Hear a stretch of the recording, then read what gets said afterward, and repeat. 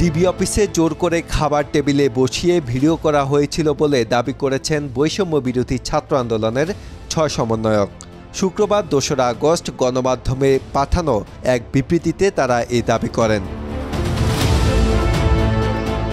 তারা বলেন, ডিবি অফিসে আমাদের জোর করে খাবার টেবিলে বসিয়ে ভিডিও করা হয়। আমাদের ছেড়ে দেওয়ার আশ্বাস দিয়ে পরিবারকে ডেকে ১৩ ঘন্টা বসিয়ে রাখা হয় এবং মিডিয়ায় মিথ্যা স্টেটমেন্ট দেওয়ানো হয়। আমাদের শিক্ষকরা দেখা করতে এলেও তাদের সঙ্গে দেখা করতে দেওয়া হয়নি। বিবৃতিতে বলা হয়, সমন্বয়কদের আটক, সারা দেশে শিক্ষার্থীদের গ্রেফতার ও নির্যাতনের প্রতিবাদে গত ৩০ জুলাই রাত থেকে সমন্বয়ক নাহিদ ইসলাম, আসিফ মাহমুদ ও আবু বাকের ডিবি অফিসে আটক অবস্থায় অনশন কর্মসূচি শুরু করেন। পরবর্তীতে সে খবর জানা মাত্র সার্জিস আলম, হাসনাত আবদুল্লাহ ও নুসরাত তাবাসসুমও অনশন শুরু করেন।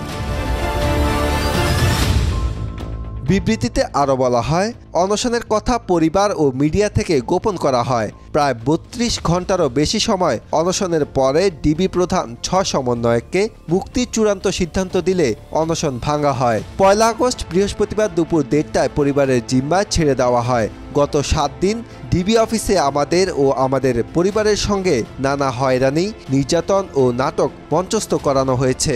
আমরা এর তীব্র নিন্দা ও প্রতিবাদ জানাচ্ছি।